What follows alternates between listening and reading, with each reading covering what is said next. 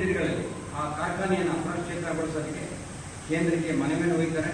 ಕೇಂದ್ರ ಸರ್ಕಾರ ನಮ್ಮದಾಗುತ್ತೆ, ಯಾವುದೇ ಕಾರಣಕ್ಕೂ ಈ ಬಾರಿ ಕೇಂದ್ರ ಸರ್ಕಾರ ನಮ್ಮದಾಗೋದ್ರಲ್ಲಿ ಯಾವುದೇ ಅನುಮಾನ ಇಲ್ಲ. ಎಲ್ಲ ಮತದಾರರು ಈಗ 28 ಏನು ಜಿಲ್ಲೆಗಳಿದೆ ಶಿವಮೊಗ್ಗ ಕರ್ನಾಟಕ ರಾಜ್ಯದಲ್ಲಿ ಎಲ್ಲ 28 ಜಿಲ್ಲೆಗಳು ಸಹ ಕಾಂಗ್ರೆಸ್ ಅಸ್ತಿತ್ವಕ್ಕೆ ಬರುತ್ತೆ.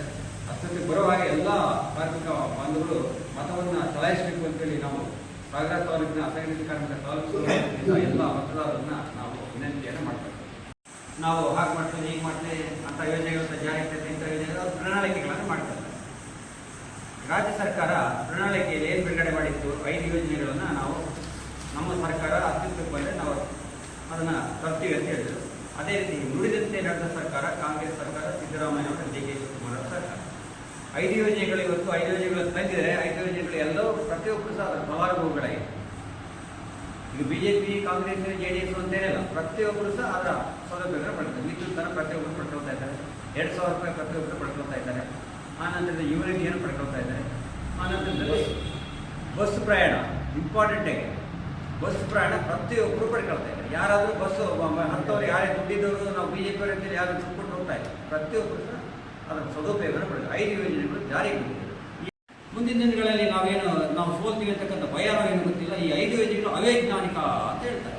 ವೈಜ್ಞಾನಿಕವಾದಂಥ ಯೋಜನೆ, ಇದು ಸಮರ್ಪಕವಾಗಿ ಫಲಕಾರಿಯಾಗಿಲ್ಲ. ಇದರಿಂದ ಹಾದಿ ತಪ್ತಾ ಇದ್ದಾರೆ ಜನ.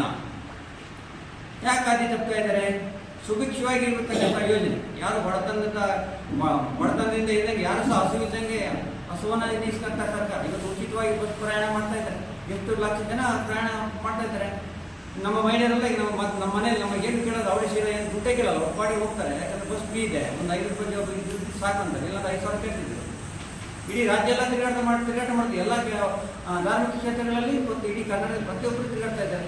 ಶಿವಮೊಗ್ಗ ನೋಡದೇ ಇದ್ದಂಥವ್ರು ಇಡೀ ರಾಜ್ಯವನ್ನು ನೋಡಿದ್ದಾರೆ. ಆ ರೀತಿ ಇದೊಂದು ಯೋಜನೆ, ಬಸ್ ಪ್ರಯಾಣದ ಯೋಜನೆ ಅಂತ ಅದ್ಭುತವಾಗಿದೆ. ಇವತ್ತು ಎಷ್ಟೋ ಜನ ಇಂಗ್ಲೀಷ್ ಜಿಲ್ಲೆಗಳಲ್ಲಿ ಕೆಲಸ ಮಾಡ್ತಾರೆ, ಬೆಂಗಳೂರಲ್ಲಿ ಫ್ಯಾಕ್ಟ್ರಿಯಲ್ಲಿ ಕೆಲಸ ಮಾಡ್ತಾರೆ. ಪ್ರತಿಯೊಬ್ಬರು ಬಸ್ಸುಗಳಲ್ಲಿ ಮಹಿಳೆಯರೇ ಇರ್ತಾರೆ.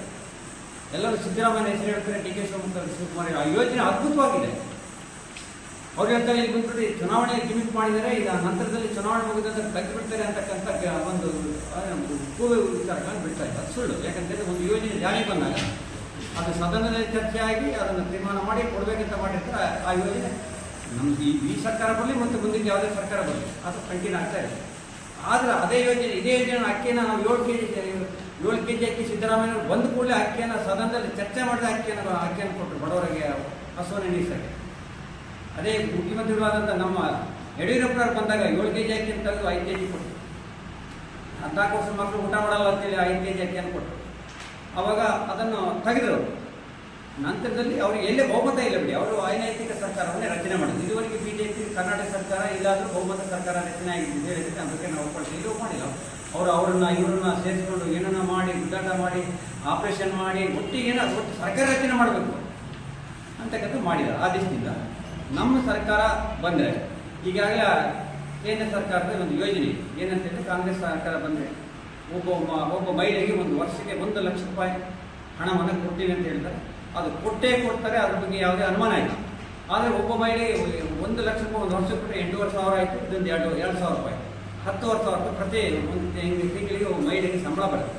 ಆ ದೃಷ್ಟಿ ಇದ್ದಾಗ ಕಾಂಗ್ರೆಸ್ ಪಕ್ಷವನ್ನು ಯಾಕೆ ಬೆಂಬಲಿಸೋದಿಲ್ಲ? ಪ್ರತಿಯೊಬ್ಬರು ಬೆಂಬಲಿಸ್ತಾರೆ. ಅದು ಕೊಡ್ತೀವಿ ನಾವು. ಆಯ್ತು, ಈಗ ಆಯ್ತು, ಇವರು BJP ಸರ್ಕಾರದವ್ರು 15 ಲಕ್ಷ ಕೊಡ್ತೀನಿ ಅಂದರು. ಎಲ್ಲ ಜನಧನ ಅಕೌಂಟ್ ಮಾಡಿದ್ರು, ಕೋಟ್ಯಾಂತರ ಅಕೌಂಟ್ಗಳು ಮಾಡಿದ್ರು. ಎಲ್ಲ ಅಕೌಂಟ್ ಮಾಡಿ ಕಾಯ್ತಾ ಇದ್ರು. 15 ಲಕ್ಷ ಆಗ್ತಾರೆ. ಮೋದಿ 15 ಲಕ್ಷ ಆಗ್ತಾರೆ. ಅವ್ರು ಮೋಡಿ ಮಾಡಿದ್ರಿಂದ ಎಲ್ಲಿ 1 ರೂಪಾಯಿ ಅಕೌಂಟಿಗೆ ಹಾಕಿದಾರ. ನಮ್ಮ ಯೋಜನೆ ಕೇಳಿ 5 ಯೋಜನೆಗಳನ್ನು ಜಾರಿಗೆ ಕೊಡ್ತೀವಿ. 5 ಯೋಜನೆಗಳು ಜಾರಿಗೆ ಪ್ರತಿಯೊಬ್ಬರು ತಗೊಳ್ತಾ ಇದ್ದಾರೆ. ತಗೊಳ್ಳಿಲ್ಲ ಅಂತ ಹೇಳಿ ಯಾರು ತಗೊಂಡಿಲ್ಲ ಅಂತ ಹೇಳಿ ಬಂದಿದ್ದಾರೆ. ಪ್ರತಿಯೊಬ್ಬರು ತಗೊಂಡಿದ್ದಾರೆ. ಪ್ರತಿಯೊಬ್ಬರು ಬಸ್ಸಲ್ಲಿ ಪ್ರಯಾಣ ಮಾಡ್ತಾ ಇದ್ದಾರೆ. ಪ್ರತಿಯೊಬ್ಬರು ಅಕ್ಕಿ ತಗೊಳ್ತಾರೆ. ಪ್ರತಿಯೊಬ್ಬರು ವಿದ್ಯುತ್ ಬಣ್ಣ. ಈಗ ನಮಗೂ ಸಹ ವಿದ್ಯುತ್ತನ್ನು ನಾವು ಉಚಿತವಾಗಿ ತಗೊಳ್ತಾ ಇದ್ದೀವಿ. ಸರಿ, ನನಗೂ ಉಚಿತ ನಿಮಗೂ ಉಚಿತ ಅಂದರೆ ನಾವು ತಗೊಳ್ತಾ ಇದ್ದೀವಿ. ಈಗ ನಮಗೆ ಅದರ ಅವಶ್ಯಕತೆ ಇಲ್ಲ, ನಾವು ತಗೊಳ್ತಾ ಇದ್ದೀವಿ, ಅದಕ್ಕೆ ಕೊಡ್ತಾ ಇದ್ದಾರೆ. ಆ ದೃಷ್ಟಿಯಿಂದ ರಾಜ್ಯ ಸರ್ಕಾರ ನುಡಿದಂತೆ ನಡೆದಿದೆ. ಈ ಯೋಜನೆಗಳು ಫಲಕಾರಿಯಾಗಿದೆ. ಪ್ರತಿಯೊಬ್ಬರಿಗೂ ಈ ಯೋಜನೆಯನ್ನು ಜಾರಿಗಾಗಿದ್ದರೆ ಸಾಕಷ್ಟು ಜನಕ್ಕೆ ತುಂಬ ತೊಂದರೆ ಆಗ್ತದೆ.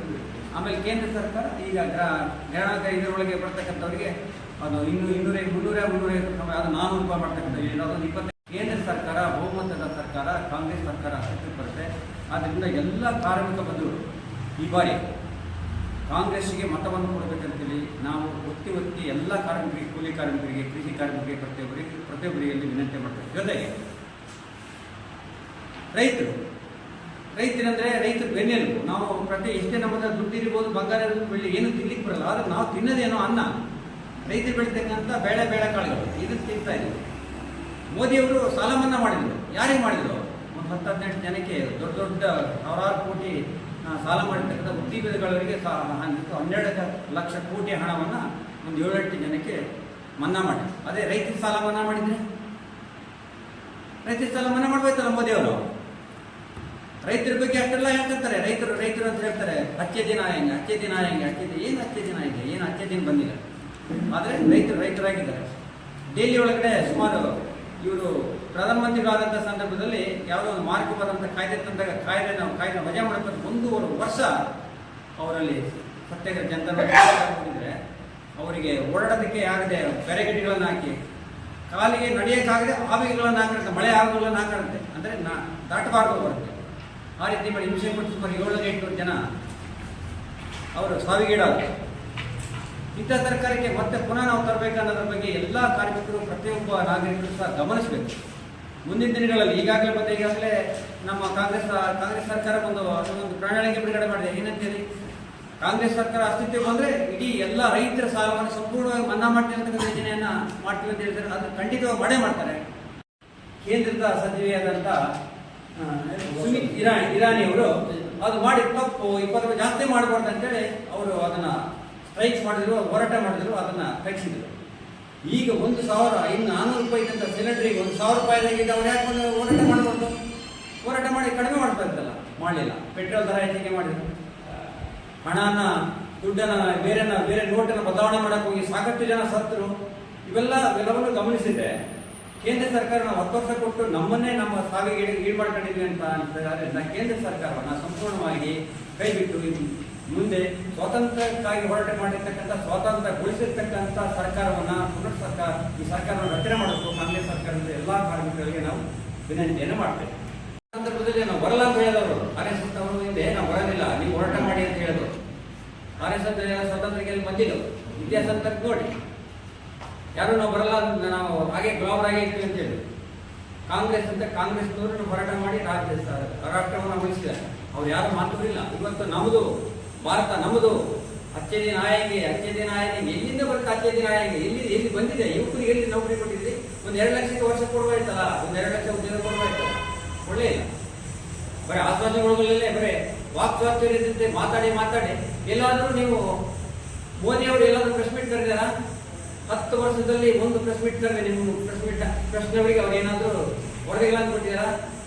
ಕೊಟ್ಟಿಲ್ಲ, ಕೊಡೋದಿಲ್ಲ. ಯಾಕೆ ಕೊಡೋದ್ರಿಂದ ನೀವು ಬೇರೆ ಪ್ರಶ್ನೆಗಳನ್ನು ಕೇಳ್ಬಿಟ್ಟು ಉತ್ತರ ಕೊಡೋಕ್ಕಾಗಲ್ಲ. ಆ ದೃಷ್ಟಿಯಿಂದ ಮುಂದಿನ ದಿನಗಳಲ್ಲಿ ಇಡೀ ರಾಜ್ಯ ಸರ್ಕಾರದಲ್ಲಿರ್ತಕ್ಕಂಥ 28 ಕ್ಷೇತ್ರಗಳನ್ನು ಎಲ್ಲ ಮತದಾರರು ಕೇಳಿಸಿ ಕೇಂದ್ರ ಸರ್ಕಾರದ ಕಾಂಗ್ರೆಸ್ ಪಕ್ಷದ ಕೈಯನ್ನು ಬಲಪಡಿಸಬೇಕಂತೇಳಿ ಎಲ್ಲ ಮತದಾರರಲ್ಲಿ ವಿನಂತಿ ಮಾಡ್ತಾರೆ. ಪ್ರತಿಪಕ್ಷರು ಮಾಡ್ತಾರೆ. ಇವತ್ತು ನಮ್ಮ ಸಾಗರ ತಾಲೂಕಿನಲ್ಲಿ 350 ಕೋಟಿ ರೂಪಾಯಿ ಅನುದಾನವನ್ನು ತಂದು ನಮ್ಮ ಜನಪ್ರಿಯ ಶಾಸಕರಾದ ಬೇಳೂರು ಗೋಪಾಲ್ ಕೃಷ್ಣ ಅವರು ಕಾಮಗಾರಿಗಳು ನಡೀತಾ ಇದೆ. ಈಗಾಗಲೇ ಟೌನಿಗೆ 30 ಕೋಟಿ ಜಿಲ್ಲಾ ಅನುದಾನ ತಂದಿದ್ದಾರೆ. 350 ಕೋಟಿ ಅನುದಾನವನ್ನು ತಂದು ಕಾಮಗಾರಿಗಳು ನಡೀತಿದೆ. ಯಾವುದೇ ಥರದ ನಾವು 8 ತಿಂಗಳು ಈ 5 ಯೋಜನೆಗಳನ್ನು ಜಾರಿಗೆ ತರೋದ್ರಲ್ಲೇ ನಿರಂತರವಾಗಿದ್ದರೂ ಸಹ ಅನುದಾನವನ್ನು ಸಹ ಸಾಕಷ್ಟು ಅನುದಾನವನ್ನು ತರ್ತಾ ಇದೆ. ಚುನಾವಣೆ ಪೂರ್ವದಲ್ಲಿ ಇನ್ನೂ ಸಾಕಷ್ಟು ಅನುದಾನವನ್ನು ತಂದು ಸಾಗರದ ಅಭಿವೃದ್ಧಿಗೆ ನಮ್ಮ ಜನಪ್ರಿಯ ಶಾಸಕರಾದ ಬೇಳೂರು